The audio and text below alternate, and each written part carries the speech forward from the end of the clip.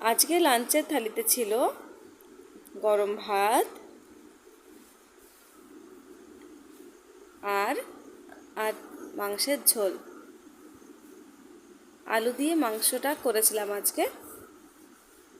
ব্যাস, আমাদের আর কিচ্ছু চাই না, মাংসের ঝোল হলেই হয়ে যাবে।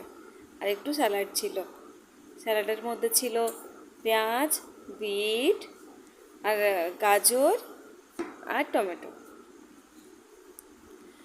তাহলেই আমাদের আজকের লাঞ্চের থালিটা কমপ্লিট।